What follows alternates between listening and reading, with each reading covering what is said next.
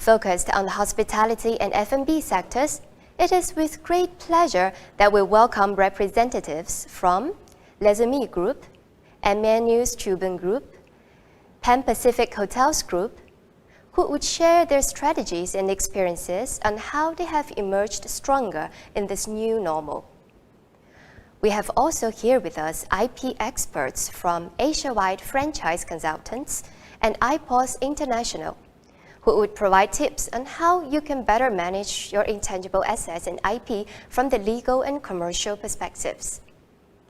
We would finally conclude with a panel discussion moderated by Ms. Trina Ha, Chief Legal Counsel and Director of IPOS Legal Department, who would join the panel with all speakers and answer questions by our audience.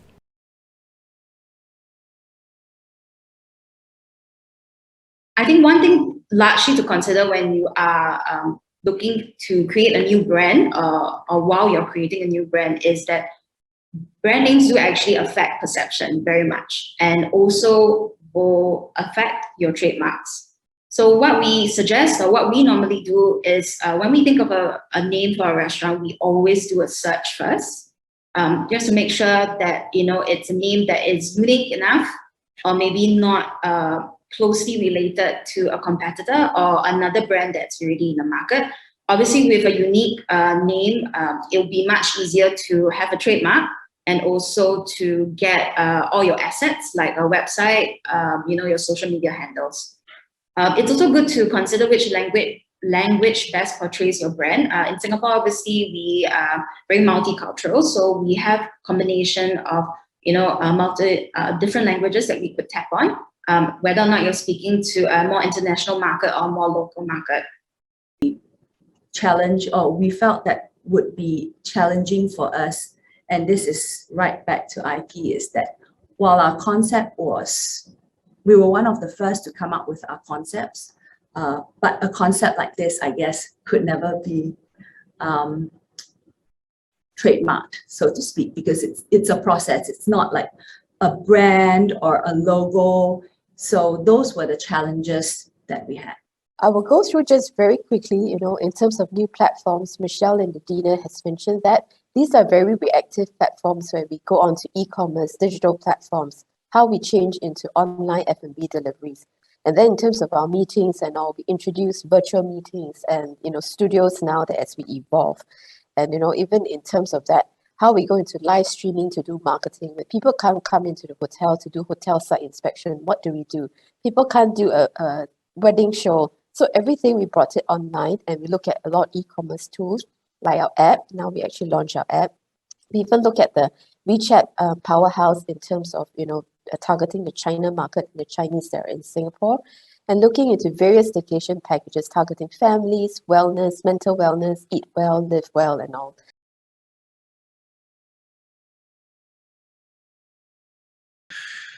So basically in Singapore, we have 4 main categories of IP that IPOS deals with. These are copyrights, trademarks, registered designs, and patents.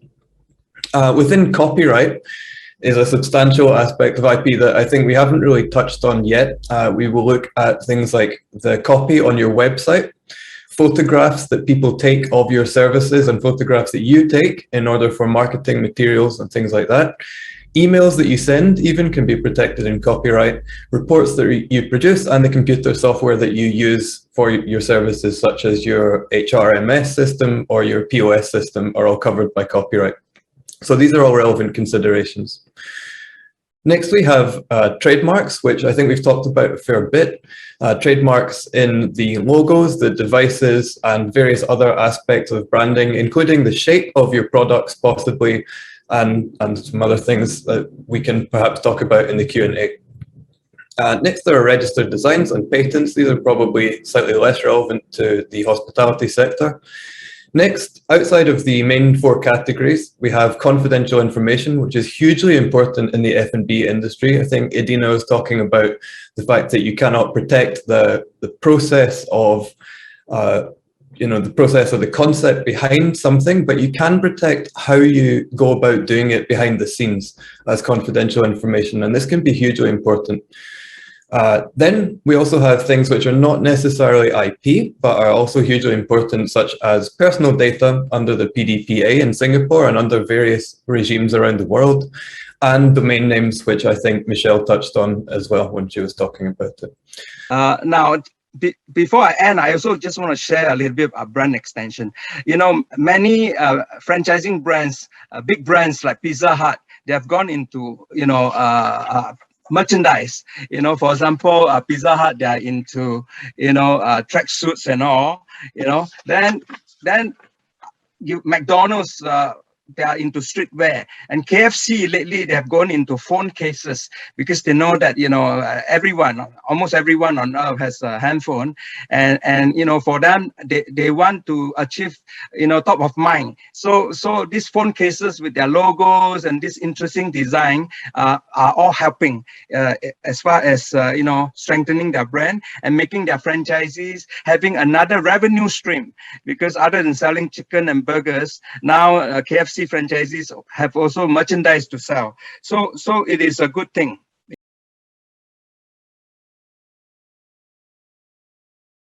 Thank you to our speakers for sharing so vividly on your experience and how your businesses have had to adapt to COVID. But that's exactly what is important. You know, like Paul was saying that, you know, there are many aspects of all these new concepts. They're not really your traditional IP.